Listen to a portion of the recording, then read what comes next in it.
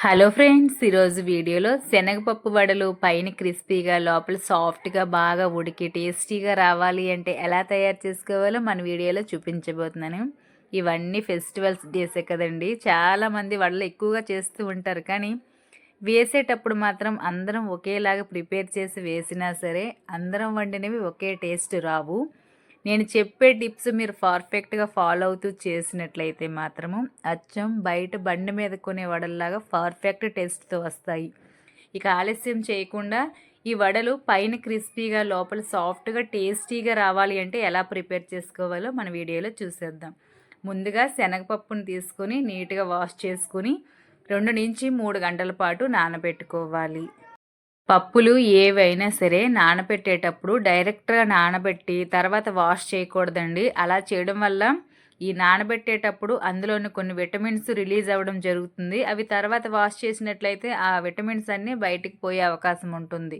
అలా కాకుండా ఏ పప్పులైనా సరే మీరు నానబెట్టే ముందు 1, 2 సార్లు ముందుగానే వాష్ చేసేసి తర్వాత నానబెట్టుకొని ఆ వాటర్ తోటే మనం చేసుకోవడానికే ప్లాన్ చేసుకోవాలి. మీకు ఎర్లీగా కావాలి అనుకుంటే గోరువెచ్చని నీళ్ళు వేసుకొని ఒక గ్లాస్ కానీ ఒక స్పూన్ కానీ వేసేసినట్లయితే ఎర్లీగా నానిపోతుంది. ప్రెజెంట్ వింటర్ సీజన్ కదండి, నానడానికి కొంచెం టైం పడుతుందనమాట. అలా మీకు ఎర్లీగా కావాలి అనుకుంటే నేను ముందు చెప్పిన టిప్స్ ఫాలో అవుతే సరిపోతుంది. అలానే మినపవడల్లా కాకుండా మనము మిక్సీ జార్లో వేసుకున్నట్లయితే క్రిస్పీగా వస్తాయి వడలు. ఎందుకంటే మిక్సీ జార్ కట్ చేస్తుందనమాట పప్పుని కట్ చేస్తూ గ్రైండ్ చేసుకోవడం వల్ల క్రిస్పీనెస్ వస్తుందనమాట. తర్వాత మిక్సీ జార్ తీసుకొని అల్లం, వెల్లుల్లి మీ టేస్ట్‌కి తగ్గట్టుగా జీలకర్ర, ఎండుమిరపకాయలు వేసుకోవాలి. ఇందులో మీకు ఇష్టం ఉన్నట్లయితే మసాలా దినుసులు కూడా లైట్‌గా యాడ్ చేసుకుంటే చాలా టేస్టీగా ఉంటుందండి. ఇందులో ఫస్ట్ ఒక పిడికెడంత పప్పు వేసుకొని మెత్తగా గ్రైండ్ చేసుకోవాలి. ఫస్ట్ టైంది మాత్రమే అలా చేసుకోవాలి. సెకండ్ టర్మ్ నుంచి చేసింది మాత్రం జస్ట్ ఒకసారి మిక్సీ జార్లో వేసి తిప్పి తీసేయాలి. బరకలాగా ఉండాలి. అప్పుడే మనకి వడ క్రిస్పీగా టేస్టీగా వస్తుంది. కొంచెం జీలకర్ర నేను ఫస్టే వేసేసాను కదా, మరి కాస్త జీలకర్ర కొంచెం పంట కింద బాగా తగలడం కోసం టేస్టీగా, అంటే తినేటప్పుడు ఈ జీలకర్ర ఫ్రై అయిన తర్వాత మంచి టేస్టీగా వస్తుందన్నమాట. కొంచెం పేస్ట్ లాగా కొంచెం ఇలా జీలకర్రలాగా వేసుకుంటే చాలా బాగుంటుంది. తర్వాత మీ టేస్ట్‌కి తగ్గట్టుగా సాల్టు, అలానే ఆనియన్స్ ఎక్కువగా వేసుకోవాలి డబల్ క్వాంటిటీలో. అంటే మీరు 1 కప్పు శనగపప్పు తీసుకొని నానబెట్టుకున్నట్లయితే 2 కప్స్ వరకు ఆనియన్స్ సన్నగా చిన్నగా తరిమి తీసుకుంటే పక్కాగా మనకి బయట వడలాగా వస్తుంది. బయట బండి మీద కొనుక్కుంటూ ఉంటాం కదా ఈవినింగ్ స్నాక్స్ కింద, ఆ వడలాగా ఉంటుందన్నమాట. అలానే కొత్తిమీర, కరివేపాకు లైట్‌గా కట్ చేసి వేసుకోవాలి. పచ్చిమిరపకాయలు కూడా వేసుకోండి మీ కారానికి తగ్గట్టుగా. జనరల్‌గా వడలు ప్రతి ఒక్కరం వేస్తూ ఉంటాము. కానీ ఈ రుబ్బేటప్పుడు చిన్న టిప్స్ నేను చెప్పినట్టు ఫాలో అయినట్లయితే నెక్స్ట్ అలానే ఆనియన్స్ కూడా ఎక్కువగా వేయము. ఇంట్లో వడలు చేసుకుంటే తక్కువగానే రుబ్బు క్వాంటిటీ ఎక్కువగా ఉంటుంది, ఆనియన్స్ తక్కువగా వేసుకుంటాం. అలా కాకుండా ఈక్వల్గా వేసుకున్నట్లయితే చాలా బాగుంటాయి, టేస్టీగా వస్తాయి, అలానే క్రిస్పీగా కూడా వస్తాయి. రుబ్బుకునేటప్పుడు వాటర్ మాత్రం అస్సలు యాడ్ చేయకూడదు. ఓన్లీ పప్పుని మాత్రమే కచ్చాపిచ్చగా గ్రైండ్ చేసుకోవాలి, మెత్తగా మాత్రం అస్సలు చేయకూడదు.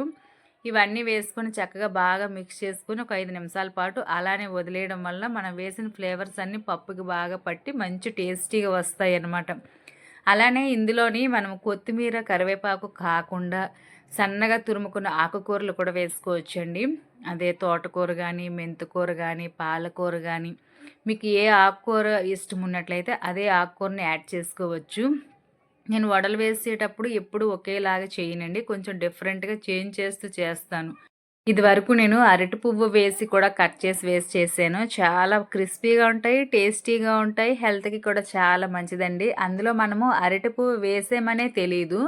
ఏవైనా మీరు వెజిటేబుల్ కానీ ఆకుకూరలు కానీ వేసుకునే ఉద్దేశం ఉన్నట్లయితే అవి కొంచెం హార్డ్గా ఉన్నట్లయితే మాత్రం ఫస్ట్ రెడ్ చిల్లీ పౌడరు అలానే సాల్టు అప్లై చేసేసి కాసేపు వదిలేసిన తర్వాత ఈ పప్పు ఉంటుంది కదా, ఈ పప్పు మిశ్రమంలో కలిపేసి కాసేపు వదిలేసి చేసుకున్నట్లయితే టేస్టీగా ఉంటాయి. మనం వేసిన ఏ వెజిటేబుల్ అయితే ఆ వెజిటేబుల్ చాలా సాఫ్ట్గా పప్పులో కలిసిపోతుందన్నమాట. ఇలా చక్కగా మిక్స్ చేసుకున్న తర్వాత మనకు నచ్చిన సైజులో చిన్న చిన్న బాల్స్లో చుట్టుకొని ఉంచుకోవాలి. బయట బండి మీద వడలు మీరు బాగా గమనించినట్లయితే ఇప్పుడు చిన్నగానే రౌండ్గా ఉంటాయి. అలా చిన్నగా వేయడం వల్ల బాగా ఫ్రై అవుతాయి, లోపల టేస్టీగా కుక్ అవుతాయి, పైన క్రిస్పీగా వస్తాయి.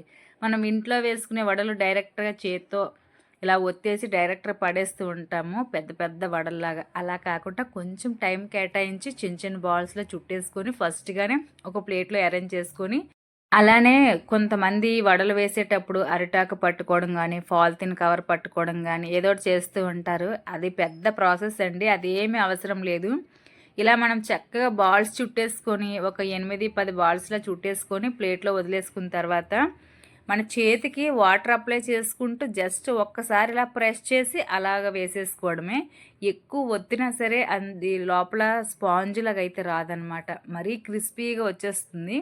లోపల మెత్తగా ఉండాలి, బాగా కుక్ అవ్వాలి, పైన క్రిస్పీగా రావాలి అంటే ఇలా చుట్టుకున్న బాల్స్ని ఒక్కసారి మాత్రమే మన చేతి వేలితో జస్ట్ పైన ప్రెస్ చేసేసి వేసేసుకోవడమే. ఇలా నేను చూపిస్తున్న విధంగా చిన్న చిన్న బాల్స్లో చుట్టేసి పక్కన పెట్టుకున్న తర్వాత స్టవ్ ఆన్ చేసి డీప్ ఫ్రైకి సరిపడా ఆయిల్ వేసుకోవాలి.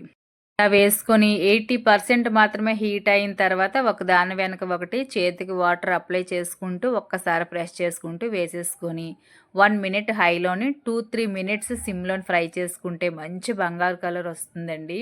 అయితే మనం డీప్ ఫ్రై ఐటమ్స్ చేసేటప్పుడు లోతుగా ఉన్న కడాయిలు కాకుండా వెడల్పుటివి మందంగా ఉన్నవి తీసుకుంటే షేప్ అవుట్ రాకుండా ఒకదానికొకటి జాయింట్ అవ్వకుండా చాలా చక్కగా వస్తాయన్నమాట. ఈవినింగ్ స్నాక్స్ కింద అయితే ఈ చల్లటి కాలంలో చాలా టేస్టీగా ఉంటాయి. ఈరోజైతే చాలామంది తయారు చేసే ఉంటారు. నాకు వడ అయితే చాలా ఇష్టమండి. అయితే నేను ఎప్పుడూ ఒకేలాగా చేయను, కొంచెం డిఫరెంట్గా చేంజ్ చేస్తూ చేస్తాను. ఈరోజు ఫెస్టివల్ కనుక ఇలా చేశాననమాట. ఇలా అన్నీ చక్కగా మనం ఫ్రై చేసుకొని ఇంక సర్వ్ చేసుకోవడమే.